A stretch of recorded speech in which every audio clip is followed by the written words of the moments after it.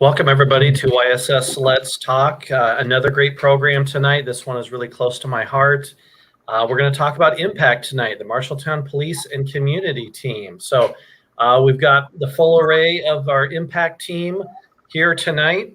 We'll do some introductions in a little bit, but wanted to be sure to reach out to everybody that MPACT is such an innovative program that what we're going to talk about tonight starts with the process, data, statistics. We'll talk a little bit about stories and how we got this far. So MPACT has been up and running almost 6 months. So now is a great time to be talking about results and data and where we're at with MPACT. So I want to introduce our community advocates, Darcy Anderson, Madam Drulo. Also want to introduce our senior therapist at YSS in Marshall County, Ryan Keller. He is also the program director and program supervisor. So got a flashback about a year ago. Chief Mike Tupper and I had a conversation where he is wanting to build in some supports within the Marshalltown Police Department, utilizing social workers, which is at that point a really radical idea. We had never really thought about that. So that really morphed into how can YSS of Marshall County support the Marshalltown Police Department. It felt just like a natural partnership that maybe let's talk to the city council to get some funding, maybe $25,000 to start a pilot project. This program really has never been done before. No one has blazed this path, so it was very unique, and it was just an idea. So back on September 14th, we approached the Marshalltown City Council for a $25,000 gift grant to start a social work police department embedding project. Within a half hour after Chief Tupper's impassioned request, the City Council provided YSS Marshall County $150,000 to get this idea off the ground. So, you know, from September to October, November, we started to basically build what this project might look like, not knowing how it's going to roll out. But we thought if we have an idea and a concept, we get some strong staff and strong leadership, we can pull this off. And I think we have. So in December, we started doing interviewing, hired Darcy Anderson, longtime YSS staffer working with foster care youth. And we added Autumn Drulo, who's brand new to YSS. Both have just knocked it out of the park. So January 1st hit when that the program started. A lot of training, a lot of collaboration between YSS and the police department, building that team, figuring out what the process is going to be like. So then February 1st, we were ready with really boots on the ground, putting into plan what MPACT was going to be all about. So thrilled tonight to talk to Darcy and Autumn and Ryan about what MPACT is, how far it's come, and maybe where it's going. So I want to start a little bit with Darcy. How does MPACT work? Well, David, it all starts with our communication dispatch group of wonderfully organized, fabulous people. They take the call that comes into either 911 or the non-emergency line. They assign a case to an officer, and either the officer or the supervisor on duty will call us in at a proper time. So we get to carry this handy dandy little radio, and when they call us and tell us that where they want us, just like an officer, and we come out to the call at that point. And Darcy, you're on duty tonight, so things could happen in the middle of this broadcast, and we have to respond. So it's true. I did ask them not to call during this time. And we know emergencies don't know time, they don't know month or season, they just happen.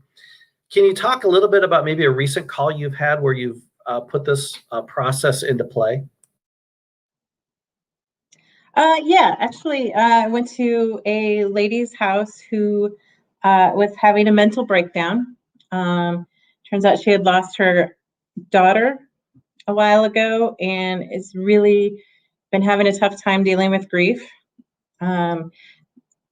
after going out there and chatting with her a bit more, and come to find out she actually has some other issues underlying there that need to be dealt with. But just being there, talking with her, I held her hand during a panic attack, and having someone for her to talk to, and then trying to set her up with some counseling services there on out. And we've since, both Autumn and I have followed up trying to get her to connected to those services. Sure. I think the real key to this project is not only you being on site, but also some of those follow-up services that I think probably provide, the biggest impact. Autumn, can you talk a little bit about the case management follow-up piece? I know Darcy's been out on several calls, so have you. But what happens after that initial call? What happens to people, after you make that initial contact? So at the end of our initial contact, we try to decide whether or not the person that we are working with would like us to follow up with them in a few days.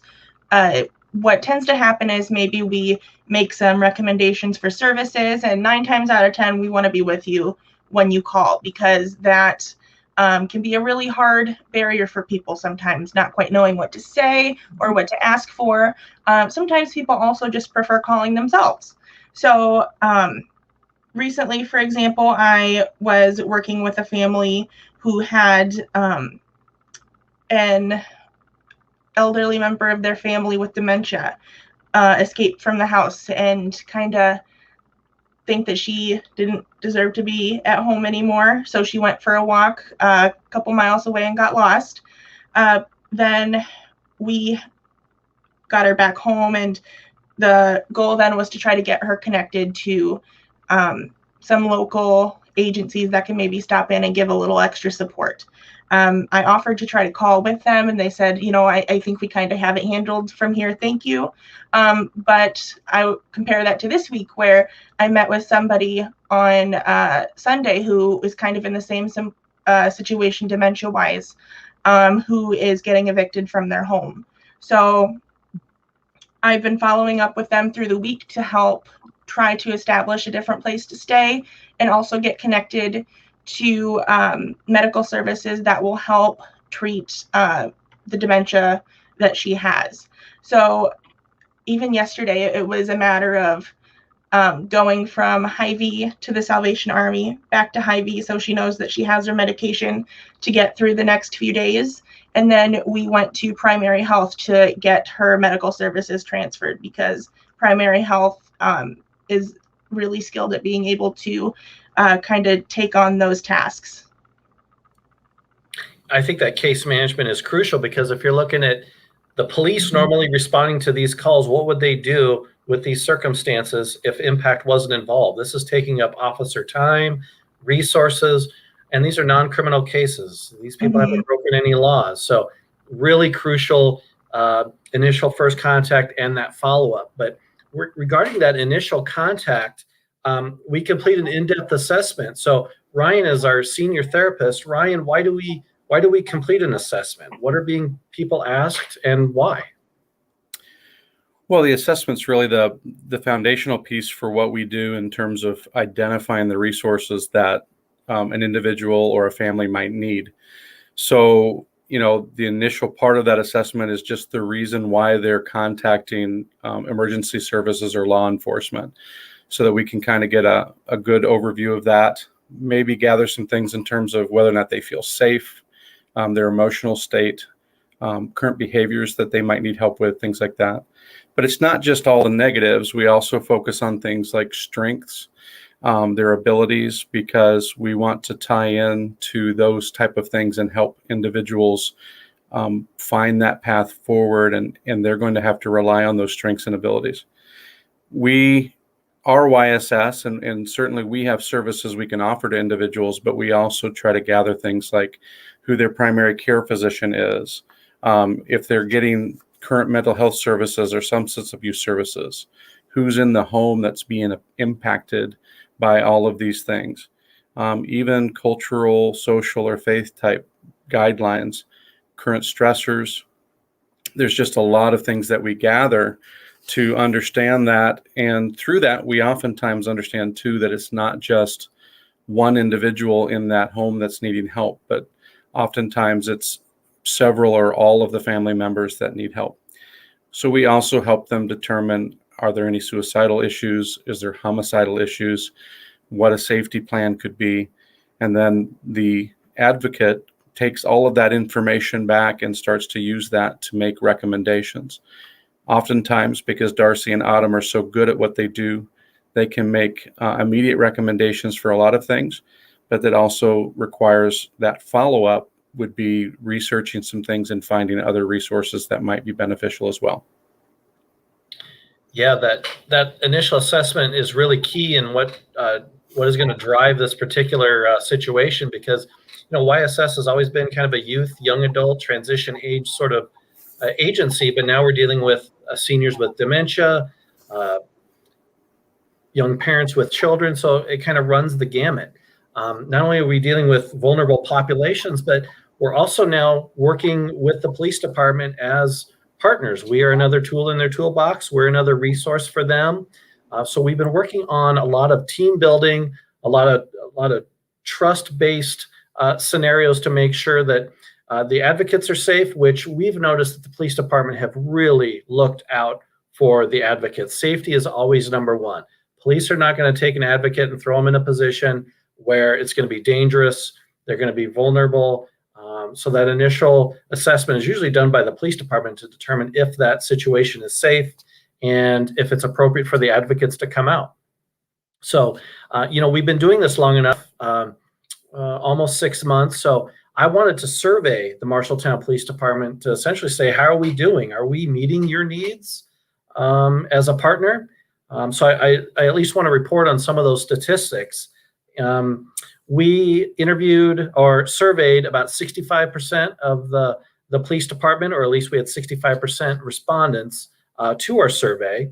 A couple of the questions involved some of the initial ideas that we had set forth with MPACT, because we wanted to reduce arrests, reduce some of those non-criminal calls that the police get time after time. So we asked, has MPACT's involvement likely prevented an arrest on your shift? 69% said yes. Has MPACT's involvement likely prevented an escalating situation from becoming worse on your shift? 69% said yes. Has MPACT's involvement reduced your time spent in dealing with non-criminal situations? 77% said yes. And I love this one. Has MPACT's involvement increased your resources to provide assistance to the public? 84% said yes. And the last question we asked, which we felt that it was critical to get the police buy-in, was, do you support MPACT's continued partnership with the Marshalltown Police Department? 100% of the respondents said yes. So we feel that we've got good momentum here with the police department, a solid working relationship. No doubt the police would love us 24 hours a day, but with our limited budget, we only have Darcy and Autumn, so they're working shifts every day, usually 2 till midnight, usually that second shift, so they work some crazy hours. But that partnership with the police has been vital, very much vital. So Darcy, can you talk a little bit about when you've gone out with the police, maybe provide a scenario where your involvement helped manage a conflict from becoming worse? Yes, I went out to talk with an 11-year-old girl who had been threatening and attempting suicide. I talked with her and her mother. I did a suicide assessment. She did come out to be high risk, but after talking to her for a little while, we were able to kind of calm down. We talked about different calming things that she does that are a lot like my daughter. So we got into talking about all the little gadgets that there are to fidget with nowadays. And I did strongly suggest that she get into some counseling and be his services, along with really forming a good relationship with the school counselor once school is back in session.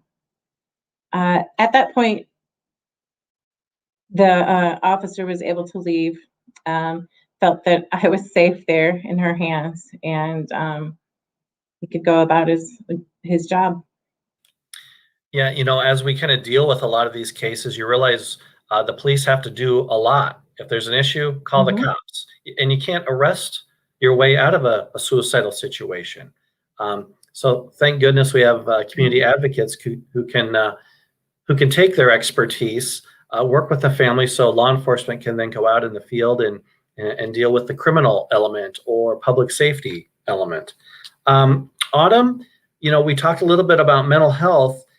Can you maybe share a scenario where you've assisted somebody who's had a significant mental health issue, which seems to be the majority of the cases that we've been receiving calls upon?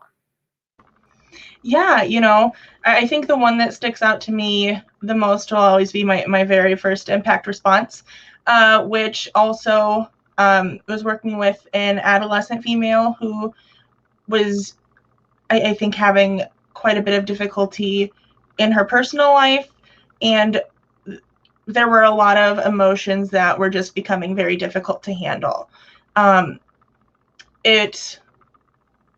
When we responded on the scene, I made it a point to help make sure that she was comfortable first, because this was February. It was, just a couple of days shy of a winter storm, so it was very cold and she didn't have a coat. And it was really important to me that first things first, her basic needs are being met in that situation. If you're freezing cold, there's probably not going to be a good possibility for us to build a strong relationship anyway until that need is met. After we got her warmed up quite a bit, we talked a little bit about what was going on, and we were able to get mom involved and help direct her toward mental health services. That is something that she has benefited a lot from based on follow-ups. And, I feel like that really set the stage for how we handle mental health calls and all of our calls in general after that. Yeah, behind all these scenarios we've discovered are certainly real people. And of course, our business is very much driven by data. If we're given a certain set of funds, we have to churn out, hey, we've reached this threshold of people. And in the human service world, we concentrate on the human aspect, but we do have to collect data. Ryan has been a masterful data collection person, wearing many hats within MPACT. And he has some the most recent data come out, I think, just this afternoon. Part of the data we collect are the assessments that the advocates do. They get put in a data tracker, and we do kind of a monthly report, and we've done quarterly reports. So, Ryan, I know you've got some statistics on how many we've served. Yeah, so if we take the data for the first 5 months of 2021, that would be February through June. We've actually had 128 calls that we've been called out to. And of those 128 calls, 222 people have been served.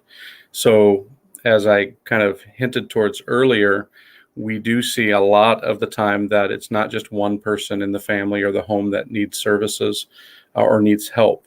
Service, certainly when we're at a point when we're calling the police, it impacts probably everybody in the home.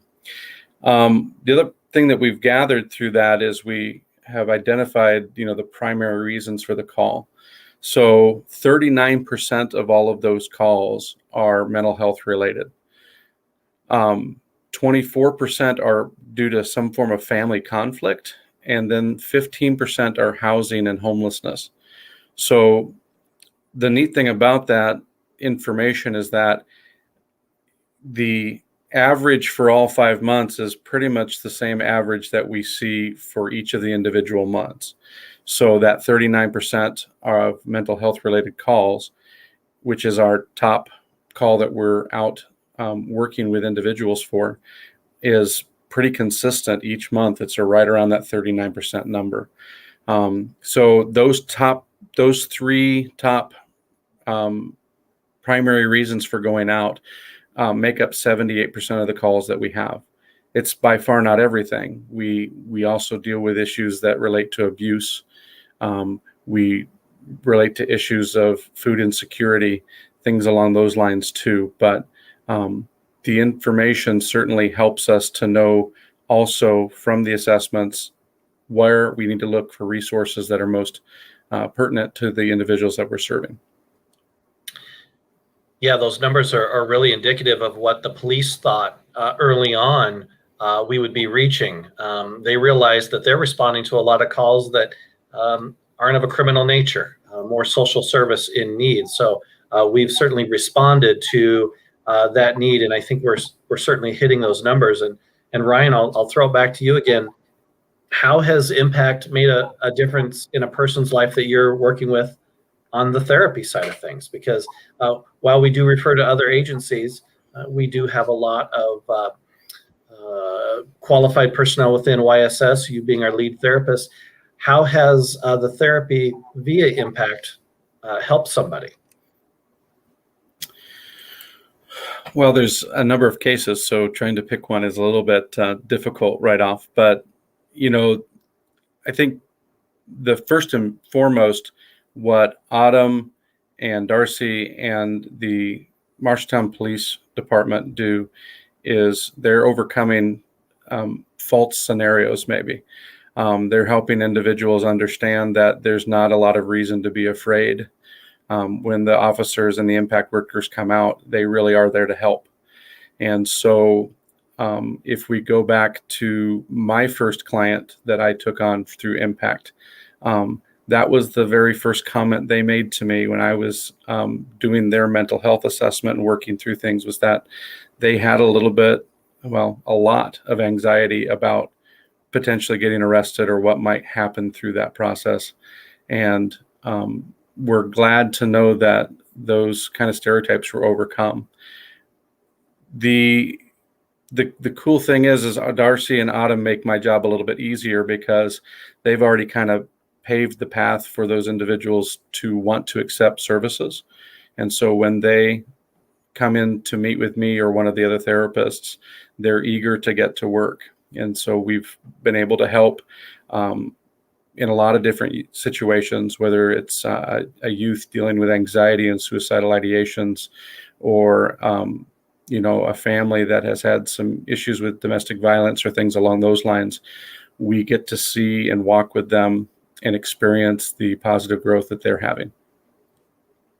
Yeah, it's really cool just to see somebody maybe at their time of greatest need, that we can reach out to them, provide that immediate contact and comfort, and say, hey, there's hope and opportunity. Here are some options.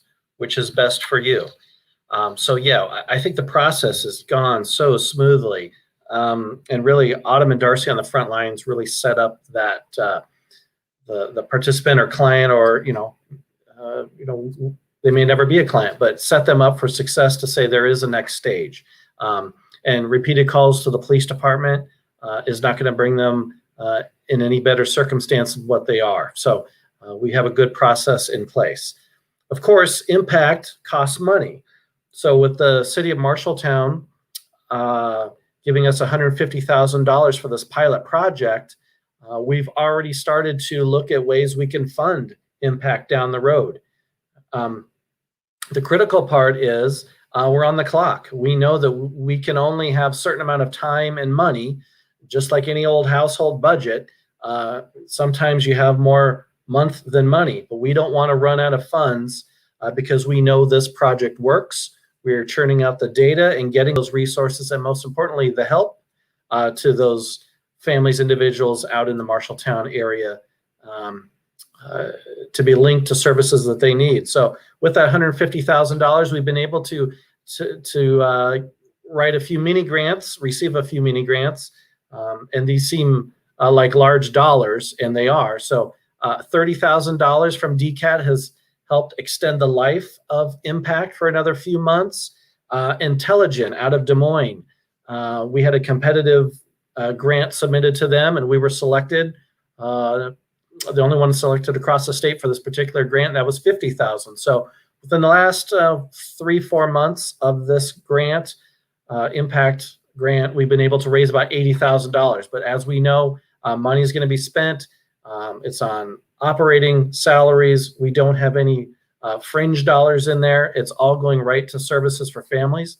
Central Iowa Community Services early on used some CARES dollars, some COVID dollars to purchase us a crisis van. So when we get a call from the police department, that we can go out and meet with those individuals at the right time in the right place, and using a crisis vehicle, our van that has some personal supplies in it and some things that we can provide to the public and for those in need, just some of those really emergent needs.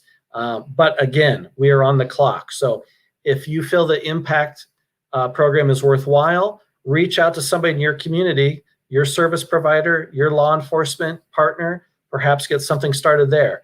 We would love to have your support with MPACT to provide and to continue providing these crucial services. Obviously, the police are overtaxed. They're getting called out for mental health calls, substance abuse issues, family disputes, juvenile issues, which is certainly not always in their wheelhouse. And they're going to bring their skills and knowledge to the situation, which may not always yield the best solution. So we are just value added to the police department. So we're going to continue to raise funds. If this is a program that you feel is supported by the community and you're part of that community, then we would want to visit with you about how you can be part of MPACT. So kind of looking back over the last 6 months, kind of throw it back to you, Darcy. What do you believe has been your most meaningful experience on the job? You know, I would say, and this has happened several times, when someone just looked me right in the eye and said, "Thank you so much for what you're doing. Thank you for starting this program." Yeah, and we don't get a lot of thanks in the human service field because we're often working with families in conflict, chaotic situations. Boy, it's certainly nice to be acknowledged for the good work you're doing. Mm-hmm. And this is such an innovative program that the community is certainly aware of MPACT, but you never know when you need law enforcement involvement. You never know when you're going to need social services involvement. Mm-hmm. So Autumn, what has been your most rewarding experience this past 6 months on the job? I would have to say that mine is pretty similar. Immediately, I think what comes to mind for me is a period where I was able to work pretty consistently with somebody and their family to help get them substance use treatment, which was something that they really were not interested in when I first started meeting with them. And again, just that thanks that came from the family. It's not coming from a place where, I know there's a lot of thanklessness that kind of comes with the job, and it is what it is. But for these families and these clients of ours to really genuinely thank us, I think, we'll never really know how much that means to them. We really won't. Definitely. And, Chief Tupper mentioned something months and months ago. He said, when somebody is involved in maybe a minor fender bender, to the police, they've seen a billion minor fender benders. But to that person, that may be their first fender bender. This may be one of the worst days they've had. So as MPACT advocates, you are often reaching out perhaps for the first time at somebody's lowest point, but maybe providing hope and opportunity that they can start to improve that situation. So you never know when you reach somebody at what point they are and where they are in that cycle for change.